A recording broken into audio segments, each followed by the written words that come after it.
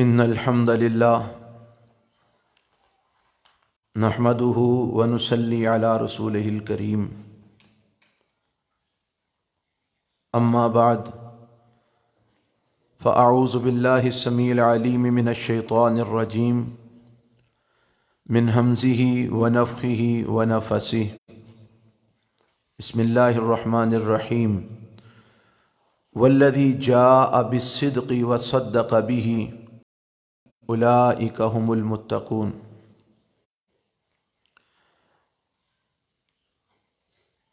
عزیز طلباء اور محترم سامعین حضرات، آج اسلامی مہینے جمادی الثانی کی 22 تاریخ ہے، اور یہ جو تاریخ 22 جمادی الثانی ہے،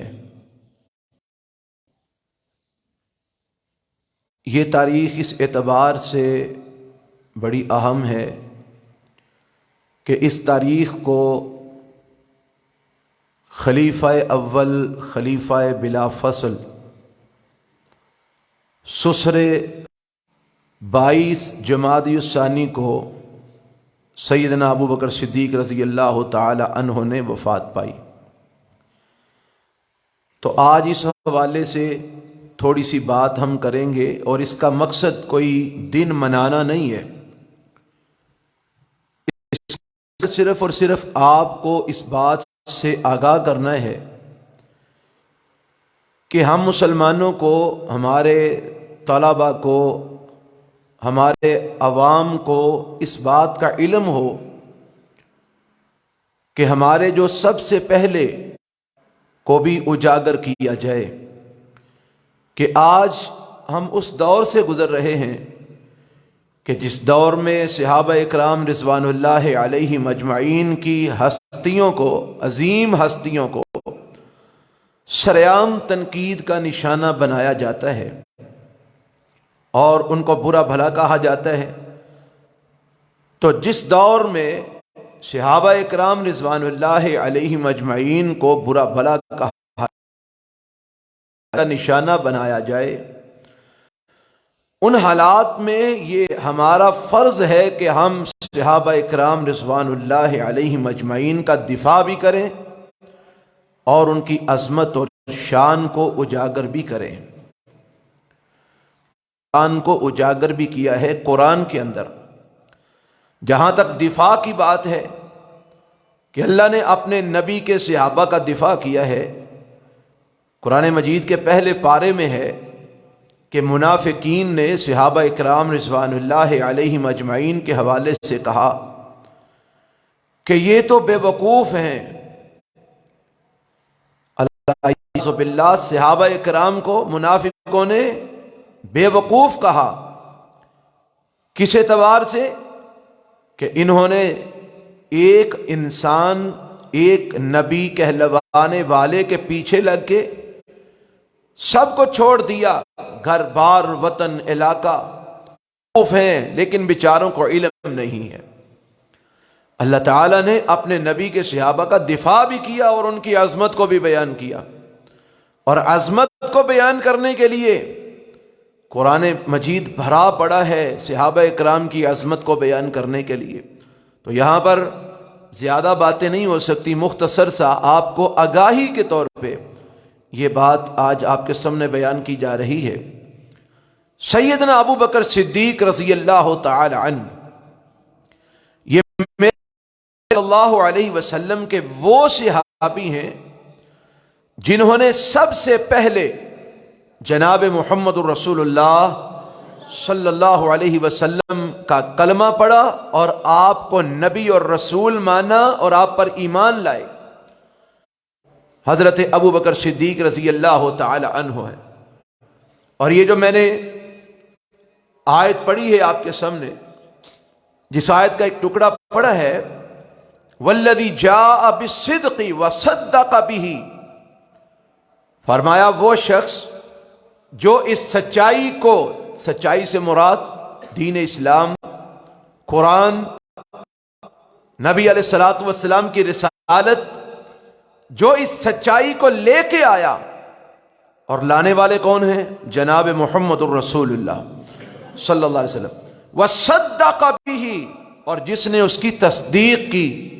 تصدیق کرنے والے قرآن مجید میں دی ہے کہ سب سے پہلے، ویسے تو صحابہ کرام سب نے ہی اللہ کے نبی صلی اللہ علیہ وسلم کی تصدیق کی۔ حضرت ابو بکر نے کی، حضرت عمر فاروق نے کی، حضرت عثمان نے کی، حضرت علی المرتضیٰ نے کی۔ 1,50,000 1,50,000 کے قریب صحابہ کرام نے نبی صلی اللہ علیہ وسلم کی نبوت اور رسالت کی تصدیق کی، لیکن ان تصدیق کرنے والوں میں سب سے پہلا جو تصدیق کرنے والا تھا وہ تھا ابو بکر صدیق رضی اللہ تعالی عنہ۔ سب سے پہلے نبی علیہ السلام پر ایمان لانے والے مکے کے اندر تھے آپ۔ معراج سے جب نبی صلی اللہ علیہ وسلم واپس تشریف لائے تو آپ صلی اللہ علیہ وسلم نے صبح لوگوں کے سامنے اس بات کا اعلان کیا، میں بیت المقدس سے ہو کے آیا ہوں اور میں 7 آسمانوں کی سیر کر کے بھی آیا ہوں، اور میں اب آپ کے اندر موجود بھی ہوں۔ ابو جہل اور اس کے ساتھیوں نے مذاق اڑانا شروع کیا، کہنے لگے دیکھو ہم بیت المقدس میں مہینہ بھر مذاق اڑانا شروع کیا، کافروں نے میرے پیغمبر صلی اللہ علیہ وسلم پر ہنسنا شروع کیا۔ تو ابو جہل کو موقع ملا، اس نے کہا یہ بہترین موقع ہے، میں ابو بکر صدیق کو جا کر یہ بات بتلاتا ہوں، وہ عقل مند آدمی ہے، وہ کبھی بھی اس بات کی تصدیق نہیں کریں گے، اور محمد اور ابو بکر کے درمیان جو یارانہ ہے وہ ٹوٹ جائے گا، وہ تعلق ٹوٹ جائے گا۔ یہ ابو جہل اپنے ساتھیوں کو لے کے سید صدیق رضی اللہ تعالی عنہ کے پاس پہنچا، جا کر کہنے لگا اے ابو بکر، تیرا اس بندے کے بارے میں کیا خیال ہے جو کہے کہ میں راتوں رات بیت المقدس سے ہو کے واپس بھی آ گیا ہوں، اور صرف یہیں پہ بس نہیں، وہ کہتا ہے میں تو 7 اس بندے کے بارے میں تیرا کیا خیال ہے؟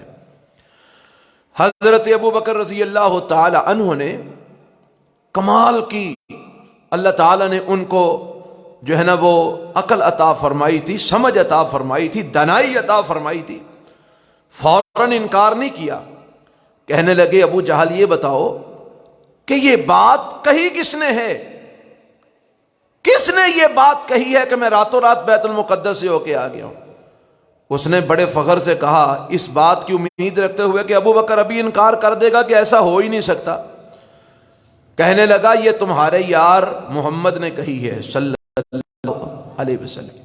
محمد کہہ رہے ہیں کہ میں راتوں رات بیت المقدس سے ہو آیا ہوں، 7 آسمانوں کی سیر بھی کر آیا ہوں۔ سیدنا ابو بکر صدیق رضی اللہ تعالی عنہ ابھی نبی صلی اللہ علیہ وسلم سے اس واقعے کے بعد ملے نہیں ہیں، ملاقات نہیں ہوئی، ابھی نبی محمد نے کہی ہے تو میں اس بات کی تصدیق کرتا ہوں کہ محمد نے جو کہا ہے سچ کہا ہے۔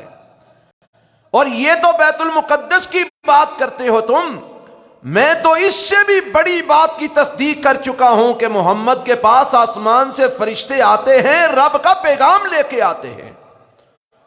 اگر میں آسمان سے فرشتوں کے اترنے کی اور اللہ کی وحی کی تصدیق کر سکتا ہوں تو اس کے مقابلے میں یہ کون سی بڑی بات ہے کہ محمد راتوں رات بیت المقدس سے ہو کے آ گئے ہیں صلی اللہ۔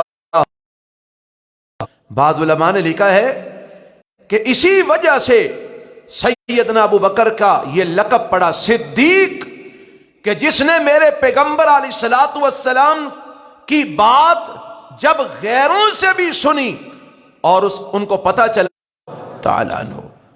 ان ابو بکر صدیق کی وفات ہوئی تھی 22 جمادی الثانی کو۔ حضرات کون ابو بکر صدیق رضی اللہ تعالی عنہ؟ سب سے پہلے میرے پیغمبر پر ایمان لانے والے بھی ابو بکر صدیق، سب سے پہلے۔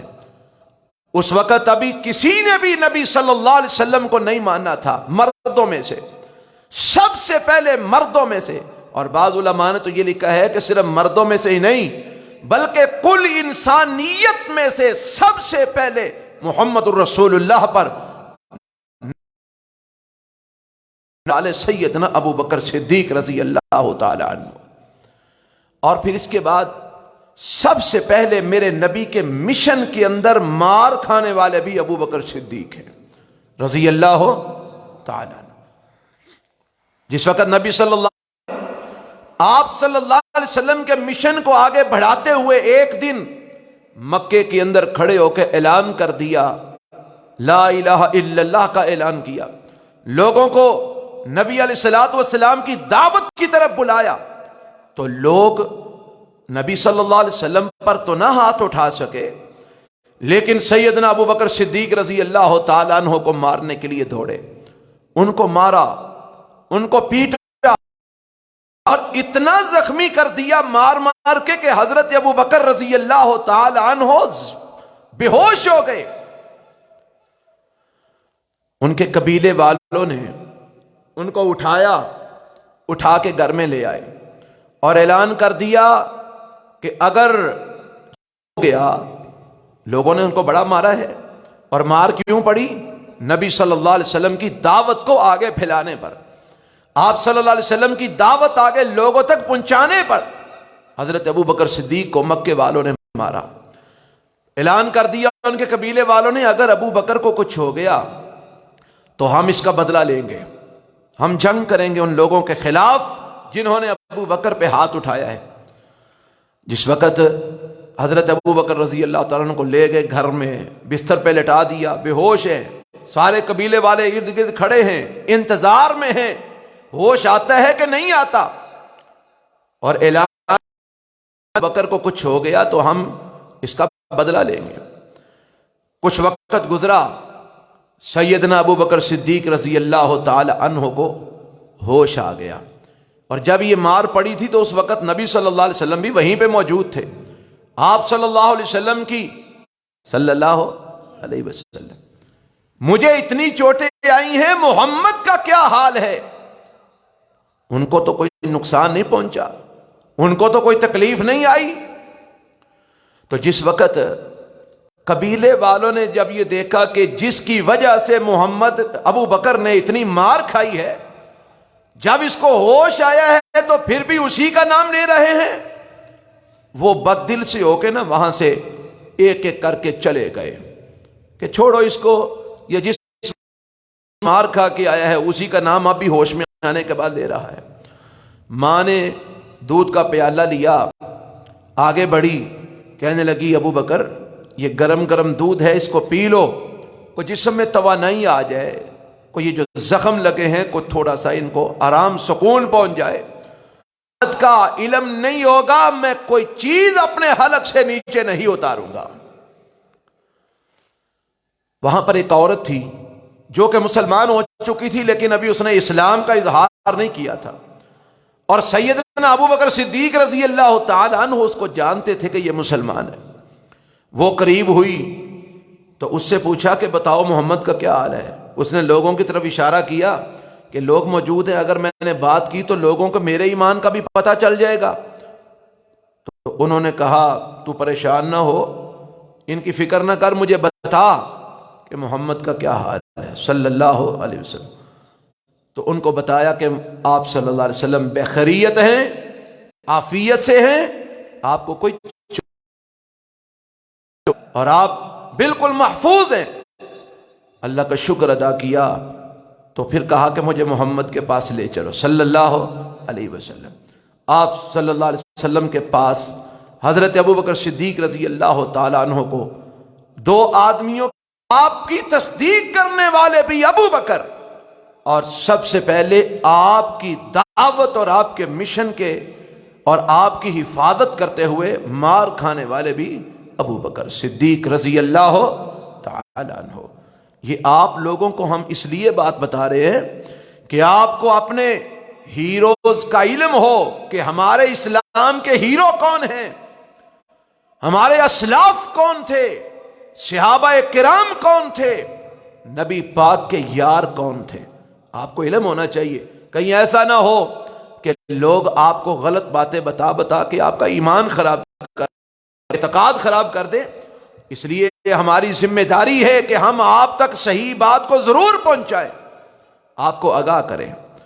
یہ ابو بکر 22 جمادی ثانی کو یعنی آج کی تاریخ میں ان کی وفات ہوئی، رحلت ہوئی۔ کون؟ ابو بکر صدیق رضی اللہ تعالیٰ عنہ میرے پیغمبر جی خدیجہ رضی اللہ تعالیٰ عنہا کے پاس آئے اور آ کر کہا زملونی زملونی، مجھ پہ چادر اڑا دو، مجھ پہ چادر اڑا دو، اور ساری بات بیان کی کہ اس طرح آج میرے ساتھ معاملہ پیش آیا ہے اور مجھے اپنی جان کا خطرہ پیدا ہو گیا۔ تو اماں جی خدیجہ الکبریٰ رضی اللہ تعالی عنہا نے فرمایا کلا واللہ ما یخزیک اللہ ابدا انک لتصل الرحم وتحمل الکل وتکسب المعدوم وتقری الضیف وتعین علی نوائب الحق۔ اے محمد صلی اللہ علیہ وسلم، اللہ کی قسم آپ کو اللہ ذلیل نہیں کرے گا، کیونکہ آپ کے اندر کچھ صفات ہیں۔ کون کون سی؟ آپ صلہ رحمی کرتے ہیں، رشتے ملاتے ہیں، رشتوں کو جوڑتے ہیں، آپ کمزوروں کا بوجھ اٹھاتے ہیں، آپ جو صدیق پر رضی اللہ تعالی عنہ کہ جس نے یاری کا حق ادا کر دیا، یعنی جو معاملات جو صفات اللہ کے رسول کی تھیں وہی عادات اپنانے کی پوری کوشش کی۔ ایک دفعہ تنگ آ گئے، مکے والوں کے تنگ کرنے سے، پریشان کرنے سے تنگ آ کر اللہ کے نبی سے اجازت لے کے ہجرت کے لیے اٹھ کھڑے ہوئے۔ اللہ کے نبی میں مکہ چھوڑ کے جا رہا ہوں۔ آپ نے فرمایا ٹھیک ہے چلے جاؤ، جہاں امن و امان ملتا ہے وہاں چلے جاؤ۔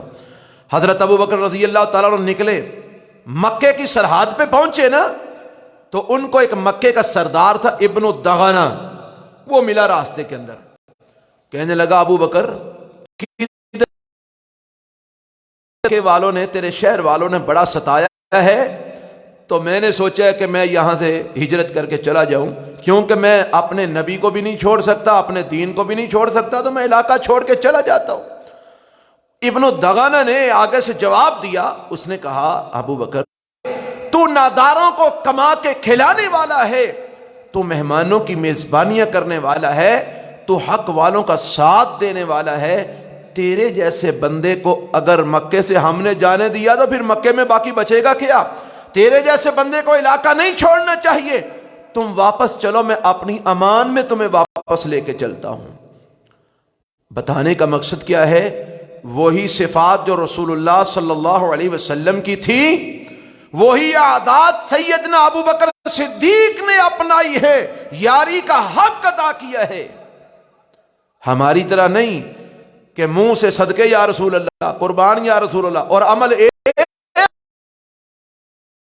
نہ ہو۔ حضرت ابو بکر نے محبت کا حق ادا کیا، جو اللہ کے نبی کی عادات اور طریقے تھے وہ طریقے اپنائے سیدنا ابو بکر صدیق رضی اللہ تعالیٰ عنہ نے۔ کون؟ ابو بکر رضی اللہ تعالیٰ عنہ سب کا حق ادا کر دیا ہے، الا ابا بکر، سوائے ابو بکر کے، کہ ابو بکر کا میں احسان نہیں چکا سکا، ابو بکر کا احسان اللہ ہی چکائے گا۔ یہ ابو بکر رضی اللہ تعالیٰ عنہ جن کے بارے میں نبی پاک کیا کہہ رہے ہیں کہ میں ابو بکر کے احسانات کا بدلہ نہیں دے سکا، سب کے احسانات کا بدلہ میں نے چکا دیا، ابو بکر کے احسانات کا بدلہ میں نہیں چکا سکا۔ یہ وہ ابو بکر صدیق رضی اللہ تعالیٰ عنہ جن کو آج قوم نے فراموش کر رکھا ہے، جن کے اوپر لوگ آج تنقید کے تیر چلاتے ہیں، برا بھلا کہتے ہیں اور ان کی کمزوریاں تلاش کرنے، جن کے بارے میں رسول اللہ صلی اللہ علیہ وسلم نے مسجد نبوی کے اندر جو ہے نا وہ گھروں کے دروازے کھلتے تھے، یعنی صحابہ کرام نے اپنے اپنے گھروں کے دروازے مسجد نبوی میں کھولے ہوئے تھے تاکہ گھر سے نکلے تو سیدھا مسجد میں چلے جائے۔ ایک وقت آیا کہ آپ نے فرمایا سب دروازے بند کر دو جو مسجد نبوی میں کھلتے ہیں، الا باب ابو بکر، سوائے ابو بکر کے دروازے کے۔ ابو بکر کا دروازہ مسجد میں جو کھولا گیا ہے وہ بند نہیں کیا جائے گا۔ اور آپ کو پتہ ہے آج بھی مسجد نبوی کا ایک دروازہ جہاں سے اندر داخل ہو کر مسجد میں بھی داخل ہوا جاتا ہے اور رسول مبارک پر حاضری بھی دی جاتی ہے، وہ باب ابو بکر صدیق ہے رضی اللہ تعالیٰ عنہ۔ آج بھی مسجد نبوی کا ایک دروازہ باب ابو بکر صدیق ہے جو آج بھی کھلا ہوا ہے۔ اور سارے مسلمان جو وہاں پہ جاتے ہیں اس دروازے سے داخل ہو کر پیار کا اظہار فرما رہے ہیں. کون؟ ابو بکر رضی اللہ تعالیٰ عنہ. کہ نبی صلی اللہ علیہ وسلم، صحابہ فرماتے ہیں نبی صلی اللہ علیہ وسلم اکثر یہ بات کیا کرتے تھے، میں آیا اور ابو بکر اور عمر آئے، میں گیا اور ابو بکر اور عمر گئے، میں بیٹھا ابو بکر اور عمر بیٹھے، میں ایمان لایا اور ابو بکر اور عمر ایمان لائے. یعنی یہ دو شخصیات سیدنا ابو بکر اور سیدنا عمر فاروق رضی اللہ تعالی عنہ، یہ وہ ہستیاں ہیں کہ جن کا ذکر میرے پیغمبر ان کی غیر موجودگی میں بھی کیا کرتے تھے کہ میں بھی ایمان لایا، ابو بکر و عمر بھی ایمان لائے. ایک دفعہ ایک بندے نے آگے کہا، اللہ کے نبی آج میں دیکھا ایک جانور انسانوں کی زبان میں بات کر رہا تھا. تو نبی پاک نے فرمایا آمنتو، میں بھی ایمان لایا، ابو بکر اور عمر بھی ایمان لائے. یعنی میرے پیغمبر حضرت ابو بکر اور حضرت عمر، یہ وہ ابو بکر صدیق جو آج کی تاریخ میں جن کی وفات ہوئی 22 جمادی الثانی. کون؟ ابو بکر صدیق رضی اللہ تعالی عنہ، کہ جنہوں نے اس وقت امت کو سنبھالا دیا جب قریب تھا کہ امت منتشر ہو جائے. نبی علیہ الصلوۃ والسلام کی وفات ہو چکی ہے تو صحابہ کرام ایک مقام پر جمع ہیں، مہاجرین اور انصار جمع ہیں، اور اس بات پر بحث ہو رہی ہے کہ آپ کے بعد اب خلیفہ کون ہوگا، آپ کا جانشین کون ہوگا. تو اس وقت قریب تھا کہ وہ جھگڑا شروع ہو جاتا، قریب تھا کہ امت منتشر ہو جاتی. ابو بکر صدیق رضی اللہ عنہ کو پتہ چلا کہ فلان جگہ پر لوگ جمع ہیں اور وہاں پر خلافت رسول کی بات ہو رہی ہے، تھا کہ خلیفہ نہیں ہوگا مگر قریش میں سے، قریش کا ہی کوئی بندہ خلیفہ بنے گا. یہ میں نے اللہ کے رسول سے سنا تھا صلی اللہ علیہ وسلم. لوگوں نے کہا جی اگر آپ نے سنا تھا کہ قریش میں سے خلیفہ بنے گا تو پھر قریشیوں میں سے آپ سے بڑھ کے کون ہے؟ سب نے آگے بڑھ کے حضرت ابو بکر رضی اللہ تعالیٰ عنہ کے ہاتھ پہ بیعت کی اور ان کو خلیفہ چن لیا. اس وقت جب قریب تھا کہ امت منتشر ہو جائے، اگر امت کو جمع رکھا، اکٹھا کیا تو ابو بکر صدیق نے اکٹھا کیا رضی اللہ تعالیٰ عنہ. کون؟ ابو بکر صدیق رضی اللہ تعالیٰ عنہ، جن کے بارے میں میرے پیغمبر جناب محمد صلی اللہ علیہ وسلم نے کئی دفعہ جنت کی بشارت دی. ایک تو وہ مشہور روایت ہے، آپ نے عشرہ مبشرہ کے بارے میں فرمایا، 10 صحابہ کا نام لے کے آپ نے کہا یہ جنتی ہیں، ابو بکر فی الجنہ، عمر فی الجنہ، عثمان فی الجنہ، علی جائیں گے جنت میں جائیں گے. ایک دفعہ نبی صلی اللہ علیہ وسلم ایک باغ کے اندر تھے، ایک انصاری صحابی کا باغ تھا، وہاں پر آپ تشریف لے گئے. وہاں نبی صلی اللہ علیہ وسلم تشریف فرما تھے. ابو موسیٰ اشعری رضی اللہ تعالیٰ عنہ فرماتے ہیں میں دروازے پر دربان کے طور پہ بیٹھ گیا اللہ کے نبی کی اجازت لے کر. تھوڑی دیر بعد دروازے پہ دستک ہوئی، میں نے دیکھا کون؟ دیکھا تو ابو بکر رضی اللہ تعالی عنہ. میں نے جا کر کہا اللہ کے رسول صلی اللہ علیہ وسلم سے اللہ کے نبی ابو بکر آئے ہیں. فرمایا افتح لہ بابا وبشرہ بالجنہ، دروازہ کھول دو اور ابو بکر کو کہو کہ محمد تمہیں کہتے ہیں تمہیں جنت کی بشارت ہے، تمہیں جنت کی بشارت ہے. میرے پیغمبر نے حضرت ابو بکر رضی اللہ تعالی عنہ کو دنیا میں جنت کی بشارت دی. اللہ اکبر. کبھی ایک دفعہ اللہ کے پیغمبر صلی اللہ علیہ وسلم نے فرمایا قیامت والے دن جنت کے دروازے جہاد کرنے والوں کو آواز دی جائے گی تو 8 دروازوں کا ذکر اللہ کے نبی نے کیا کہ فلاں دروازے سے فلاں لوگوں کو، فلاں دروازے سے فلاں لوگوں کو، فلاں دروازے سے فلاں لوگوں کو جنت میں بلایا جائے گا. ذکر کر دیا تو آپ صلی اللہ علیہ وسلم خاموش ہوئے تو حضرت ابو بکر صدیق رضی اللہ تعالی عنہ نے فرمایا اللہ کے نبی کیا کوئی ایسا خوش نصیب بھی ہے جس کو 8 دروازوں سے آواز پڑے گی؟ فرمایا ابو بکر ہاں، وانت منہم، اور میں یہ صلی اللہ علیہ وسلم کہ جنت کی 8 دروازوں سے آواز پڑے گی. اس کے بارے میں اگر آج کوئی بکواس کرنے والا بکواس کرتا ہے، کوئی بھونکنے والا بھونکتا ہے تو اس کے بھونکنے سے کیا فرق پڑے گا؟ ابو بکر انشاءاللہ میرے نبی کے ساتھ جنت میں جائیں گے انشاءاللہ۔ کون؟ ابو بکر صدیق رضی اللہ تعالی عنہ، جن کے بارے میں رب نے قرآن اتارا۔ اما جی عائشہ رضی اللہ تعالی عنہا پر تہمت لگی نا، منافقوں نے، بے ایمانوں نے تہمت لگائی، تو اس تہمت کا شکار بعض مومن بھی ہو گئے۔ ان میں ایک جو ہے نا وہ نامی صحابی بھی تھا، اور یہ ابو بکر رضی اللہ تعالیٰ عنہ کا رشتہ دار تھا، ان کی خالہ کا بیٹا لگتا تھا، اور یہ ماڑا آدمی تھا۔ تو حضرت ابو بکر رضی اللہ تعالیٰ عنہ کو اللہ نے مال دے رکھا تھا، تو انہوں نے اس کی کفالت کا بیچ میں لقمہ دے دیا، بات کر دی اس نے۔ اب اللہ تعالیٰ نے جب آسمان سے قرآن اتار کے اما جی عائشہ رضی اللہ تعالی عنہا کی بریت کا اعلان کر دیا کہ سید عائشہ اس الزام اور تہمت سے بری ہیں، وہ تو پاک دامنہ ہیں، جب اللہ نے ان کی بریت کا اعلان کر دیا تو حضرت ابو بکر صدیق رضی اللہ، آخر وہ بھی انسان تھے، ان کو غصہ آیا کہ چلو منافق اور کافروں نے تو تہمت لگائی، کم از کم یہ تو میرا اپنا تھا، یہ تو میرا عزیز بھی تھا، اور اس کی تو میں کفالت بھی کر رہا ہوں، اس کو تو کم از کم ایسی بات نہیں کرنی چاہیے تھی۔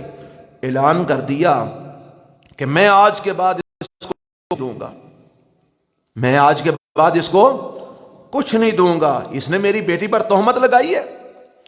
اللہ نے آسمان سے قرآن اتار دیا، وَلَا يَأْتَلِ أُولُو الْفَضْلِ مِنْكُمْ وَالسَّعَةِ أَنْ يُؤْتُوا أُولِي الْقُرْبَى وَالْمَسَاكِينَ وَالْمُهَاجِرِينَ فِي سَبِيلِ اللَّهِ۔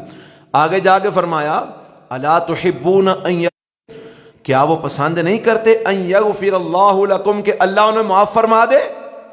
نبی صلی اللہ علیہ وسلم نے جب یہ آیت اتری تو حضرت ابو بکر صدیق رضی اللہ عنہ کو بلایا، فرمایا ابو بکر اللہ تعالیٰ نے یہ آیت اتاری ہے، الا تحبون ان یغفر اللہ لکم، کیا تم پسند نہیں کرتے کہ تم ان کا حق غرباء کا، فقراء کا ان کو دیتے رہو اور اللہ تمہیں معاف کر دے۔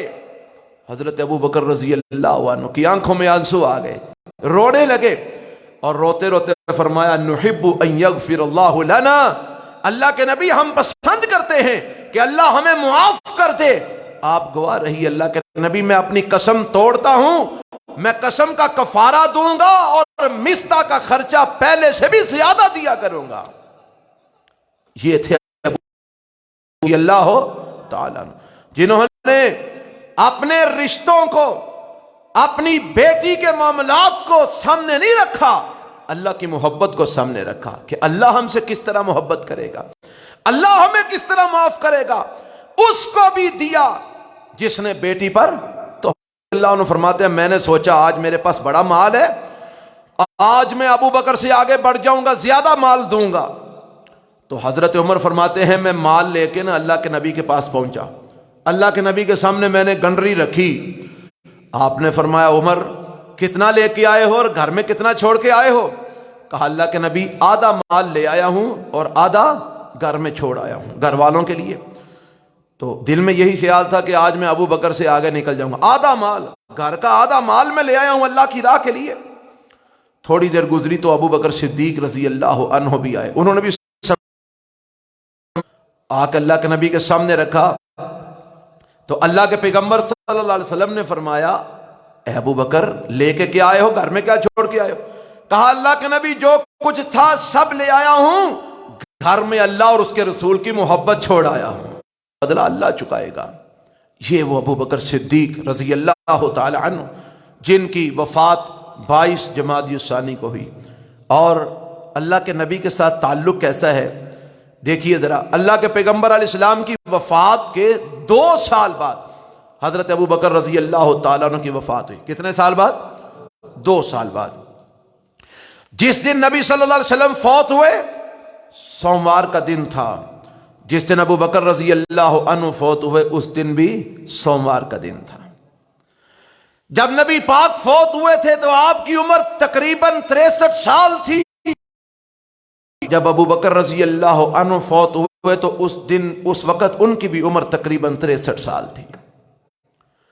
اور جب وفات کا وقت قریب آیا تو اما جی عائشہ صدیقہ رضی اللہ تعالی عنہ، لوگ کہتے ہیں ابو بکر نے حق مارا ہے، تھے آپ کی وفات سے تقریباً 3 دن پہلے جب نبی صلی اللہ علیہ وسلم کا مسجد میں جانا مشکل ہو گیا، نماز کا وقت ہے، تو نبی صلی اللہ علیہ وسلم، صحیح بخاری کی روایت ہے، آپ اٹھے مسجد میں جانے کے لیے لیکن نہ اٹھا گیا، بے ہوشی ہوئی، پھر گر پڑے، پھر اٹھایا گیا، پھر جانے کے لیے اٹھے، پھر بے ہوش ہوئی، پھر گر پڑے، پھر اٹھایا گیا، پھر بے ہوش ہوئی، پھر گر پڑے، اور جب اس کے بعد ہوش آیا تو آپ نے کیا فرمایا؟ مرو ابا بکر فلیصلی بالناس۔ حالانکہ اس وقت حضرت علی بھی موجود تھے، حضرت عباس میرے نبی کے چچا بھی موجود تھے، اس وقت میرے نبی کے دیگر رشتہ دار بھی موجود تھے، لیکن آپ نے کس کا نام لیا؟ فرمایا مرو ابا بکر فلیصلی بالناس، ابو بکر کو کہو کہ لوگوں کی امامت کروائے، ابو بکر کو کہو لوگوں کی امامت کو۔ نبی صلی اللہ علیہ وسلم نے اپنا تھا، وہی خلیفہ بھی بنتا تھا۔ نبی صلی اللہ علیہ وسلم کو ایک دن کے بعد کچھ افاقہ ہوا اور آپ نے کہا مجھے مسجد میں لے چلو۔ ابو بکر رضی اللہ تعالی عنہ نماز پڑھا رہے ہیں مصلی پہ کھڑے ہو کے، تو نبی صلی اللہ علیہ وسلم کو لے جایا گیا۔ صحابہ ایک طرف حضرت علی اور مرتضیٰ ہیں، ایک طرف حضرت عباس ہیں رضی اللہ تعالی عنہما، کندھوں کا سہارا دے کے آپ صلی اللہ علیہ وسلم کو لے کے جا رہے ہیں، اور اتنی نقاہت ہے نبی پاک کو کہ آپ کے قدم زمین پر گھسٹتے چلے جا رہے ہیں، لائنیں آ رہی ہیں زمین کے اوپر۔